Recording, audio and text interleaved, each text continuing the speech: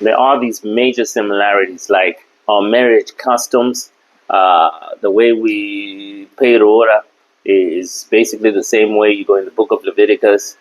You'll find that there were prescribed bride prices for kunurora wakazi. We even see in instances like the story of Jacob and Laban, kuti Laban agaenda unotema ugariri, the same way that we do in our African culture, where we used to do, at least it was a legitimate way of getting married. Is we didn't have the money, you would go and work, you would go into a bonded servitude to work for your wife. And Jacob did that for 7 years for Leah and 7 years for Rachel. That's really similar, like what we do, not very different.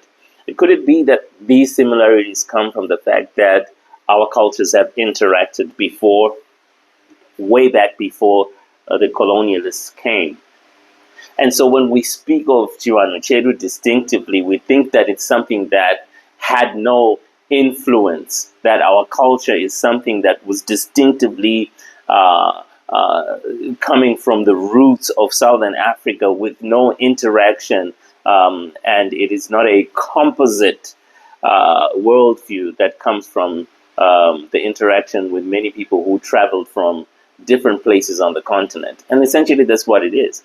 Our culture, our beliefs, the things that we believe today are a composition of a lot of other beliefs from many peoples that we may have interacted with or come across. And that's why I believe that you will find that we do have a lot in common with the Jewish people in the Bible as a Shona people.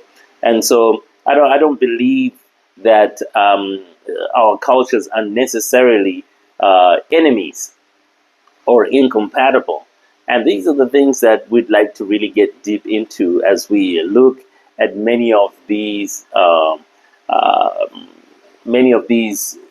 things in our culture, like marriage, like death, like children being born, like general worldviews, and worship, which is really important.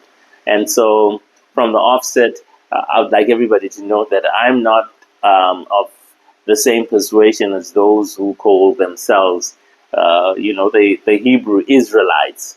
I don't know if we have many of those on the continent, but I'm not coming from that angle at all, if it sounds like I am. And also, I'm not of an Afrocentric worldview of Christianity. Neither am I for a Eurocentric worldview of Christianity, which I believe is what has been imposed on the African continent for many years. But I am of a Christocentric. I believe that Christ should be the center of our worldview. And I believe that Christianity has the power and the ability to come into our Africanness, to confront it, to interrogate it, and to bless it with conforming to the image of Jesus Christ and still remain distinctively African.